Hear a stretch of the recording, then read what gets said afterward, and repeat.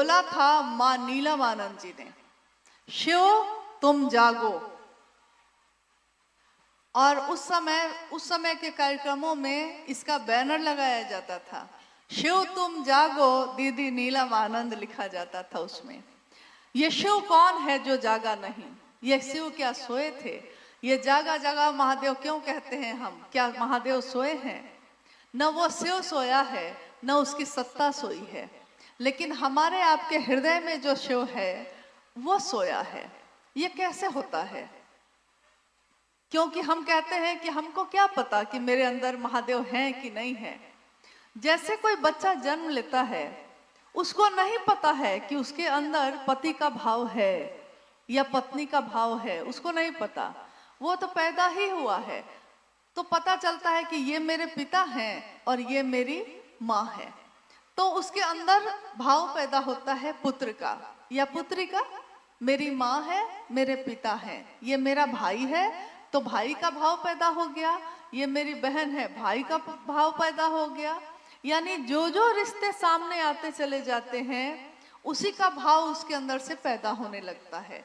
लेकिन जब शिव को अपना मानने की बात हुई तो लोगों ने कहा कि भाव कैसे लाएं, कहाँ से लाएं? भाव है नहीं मेरे अंदर तो हम लाएं कैसे? साहब ने कहा कि जिस तरह जन्मजात आपके अंदर सभी रिश्तों के लिए भाव हैं लेकिन सोए रहते हैं, जब वो रिश्ता सामने आता है तो आपके हृदय का भाव प्रकट हो जाता है। किसी लड़की की शादी तय होती है, अभी शादी हुई नहीं है, लेकिन उस लड़के के लिए पत्नी का भाव उसके अंदर प्रकट हो जाता है। उससे पहले वो कहाँ था उसको नहीं पता। पति का भाव प्रकट हो जाता है पत्नी के लिए, इससे पहले कहाँ था ये भाव? ये तो नहीं था, लेकिन प्रकट हो जाता है। एक दिन वो माँ और पिता भी बनते हैं। कहाँ था ये माँ का भाव? कहाँ था ये पिता का भाव? पहले तो नहीं दिख रहा था, ये अंदर में कहाँ सोया था? जैसे ही वो रिश्ता सामने आया है, अभी अभी डॉक्टर ने कहा है कि आप माँ बनने वाली हैं, आप पिता बनने वाले हैं, और अभी आपने बच्चे को देखा ही नहीं है, अभी तो 9 महीने बाद देखना है, लेकिन आपके मन में माँ के ममता की धार फूट जाती है। पिता के मन में पिता का दायित्व का भाव आ जाता है। अभी वो पैदा भी नहीं हुआ है, सूचना आई है सिर्फ। ये भाव कहाँ था? शिव के लिए भाव कहाँ है? हम खोजते हैं बाहर और वो है मेरे आपके मन के अंदर। तो वो जब जैसे ही हम कहते हैं हे शिव आप मेरे गुरु हैं, यानी एक रिश्ता पैदा होता है। सामने वो शिव हैं, गुरु के रूप में हैं, मैं शिष्य के रूप में उनके सामने हूँ, तो मेरे मन में वो भाव प्रकट हो जाता है तुरंत। इसमें समय भी नहीं लगता, एक क्षण में, क्षण के भी 100वें हिस्से में पैदा होता है। सोचा है, सुना है और प्रकट हो गया है। जगत गुरु नमस्तुभ्यम, जगत के गुरु तुमको प्रणाम है, संभवे गुरुवे नमः। इस तरह के कितनी पंक्तियों से ये भारतवर्ष प्रदीप्त है, लेकिन वो सबका है और अगर मेरा नहीं हुआ तो किसी काम का नहीं है। शिव सार्वजनिक हैं, सबके देवता हैं, देवों के देव हैं, महादेव हैं, लेकिन वो महादेव, महा यानी महा शब्द जो लगा है, यानी अब उससे ऊपर कोई है ही नहीं। इसीलिए आपने देखा होगा शिव के विभिन्न स्वरूपों में महा शब्द लगा है। महामृत्युंजय, महायोगेश्वर, महाऔढ़रेश्वर, महाकापालिक, यानी जितने भी तरह के रूप हैं सब में महा लगा है। और हम कहते हैं कि अब उससे ऊपर कुछ भी नहीं है। तो जब वो शिव चलना चाहेगा तो जगत में आएगा। एक दिन इस सूक्ष्म से स्थूल की उत्पत्ति हुई, एक दिन स्थूल से फिर से सूक्ष्म बनने की बारी है। तो साहब ने कहा, माँ नीलमानंद जी ने कहा कि शिव तुम प्रत्येक हृदय में जागो, शिव तुम जागो। कौन शिव? वो जो सत्ता है वो नहीं, वो जो मेरे मन में तो है लेकिन प्रकट नहीं होता, सामने नहीं आता। और जिस दिन वो शिव प्रकट हो जाता है फिर हमारा मन भी वैसा ही विस्तार पाता है। प्रेम और समर्पण, करुणा, दया, ये सब ऐसे भाव हैं कि अगर आपके मेरे मन में हो वो भाव, तो देखिएगा, आप गौर करिएगा कि अगर आपके मन में किसी के लिए प्रशंसा है, किसी के लिए करुणा है, तो आपका मन हल्का होता है। ये आप अपने जीवन में करके देख सकते हैं। आपका मन एकदम हल्का हो जाता है, जैसे फूला सा है, जैसे विस्तार पा रहा है। लेकिन जैसे ही हम किसी के लिए घृणा, नफरत, क्रोध रखने लगते हैं, तो लगता है जैसे अंदर कुछ सिकुड़ रहा है, कुछ खराब सा हो रहा है, अच्छा नहीं लग रहा। तो जैसे ही हम कहते हैं शिव आप मेरे गुरु हैं, यानी वो शिव विराट से भी विराट है। विराट तो कुछ भी नहीं उसके सामने। ये सारे सृष्टि जिसकी इच्छा से पल प्रतिपल चल रही है, बन रही है, चल रही है, टूट रही है, वो महादेव हमारा आपका गुरु है। साहब के शिव से मिलने की बात करिए, शिव से ही मिलना है, लेकिन कौन शिव? जो हमारे मंदिरों में है, जो हमारे पूजा घर में है तो वही शिव, लेकिन हम मिले नहीं थे उससे, दूर से ही देखा था। पूरी दुनिया के लोग उस महादेव के नजदीक होने का साहस नहीं कर सके थे। उनको लगता था महादेव तो बहुत बड़ी सत्ता है, हम जैसे सामान्य अति सामान्य लोग उन तक कैसे जाएंगे? हमको आता क्या है? संस्कृत नहीं आती, श्लोक का जप नहीं आता, साधना उपासना नहीं आती, मंत्र का जप नहीं आता हमको, तो हम कैसे उस महादेव तक जा सकते हैं? क्योंकि कुछ करेंगे तब न पाएंगे। इस काल खंड में महामानव, मैंने अभी कहा कि महाशब्द जिसके नाम के आगे लग जाता है, अब उससे ऊपर कुछ भी नहीं है। तो हम कहते हैं महामानव, शिव के शिष्य हरिंद्रानंद जी को हम कहते हैं महामानव है। वो युग पुरुष है। वो युग पुरुष, एक ऐसा पुरुष जिसने पूरे युग की, पूरे कलयुग की दशा और दिशा ही बदल दी। मात्र ये विचार है, लेकिन सामान्य से अति सामान्य लोगों में ये संचरित है और बढ़ती ही चली जा रही है। उसका अपना परिणाम है, उसका अपना प्रभाव है। एक निष्ठ होइए, समर्पित होइए अपने गुरु शिव के लिए। 1 घंटा ही समय दीजिए, ईमानदारी से दीजिए।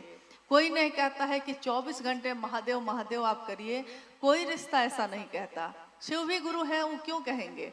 भाई तुमको मैंने परिवार दिया है, ये जीवन दिया है, ये धरती दी है, तो भोगो भी, मोक्ष भी मिल जाएगा, कोई दिक्कत नहीं है। लेकिन अगर थोड़ी देर के लिए भी महादेव की बात करते हैं तो ईमानदारी से करिए, उतनी ही देर। क्योंकि हम अपने बच्चों को तो कहते हैं लेकिन खुद नहीं समझते। हम अपने बच्चों को कहते हैं कि बेटा अरे 1 घंटा पढ़ो ना मन से, 1 घंटा पढ़ो। तो वो कहता है कि 1 घंटा कैसे पढ़े मम्मी? तो आप कहते हैं कि 1 घंटा पढ़ो मन से। अगर पढ़ोगे ना तो 1 घंटा भी रोज अगर पढ़ोगे तो रिजल्ट अच्छा हो जाएगा। हम कहते हैं कि नहीं? और 1 घंटा भी अपने गुरु के लिए हम ईमानदारी से अगर दे सकें। हाँ, अनुरोध ये है कि इन पचड़ों में ना पड़िए कि दूसरा क्या कर रहा है, क्योंकि जैसे ही आप दूसरे को देखने लगते हैं, अपनी तरफ देखना हम लोग भूल जाते हैं। एक गुरु के आश्रम में उनका बहुत शिष्य रहता था और गुरु जी ने कहा, शिष्य लोग जब जाने लगे तो गुरु ने कहा कि कुछ ना कुछ प्रसाद के रूप में दे देता हूँ।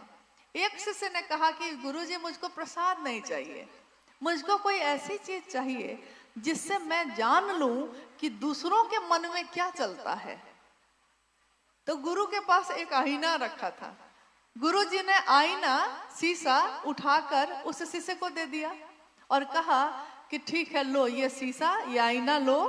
इस आईना में जिसकी तस्वीर तुम देखोगे, इस आईना में जिसका चेहरा देखोगे, उसके अंदर क्या चल रहा है तुमको पता चल जाएगा। शिष्य जो है बड़ा खुश हुआ, अद्भुत चीज मिली है। उसने सबसे पहले क्या किया, अब गुरुजी दूसरे काम में व्यस्त हो गए, उसने सबसे पहले क्या किया कि शीशा को अपने गुरु के तरफ ही घुमाया धीरे से और देखा कि गुरुजी के मन में तो बहुत अहंकार और लोभ है। अब बेचारा चिंतित होकर अपने घर की तरफ चला। घर के रास्ते में जितने लोग मिले उनके तरफ शीशा घुमा घुमा कर देखता रहा।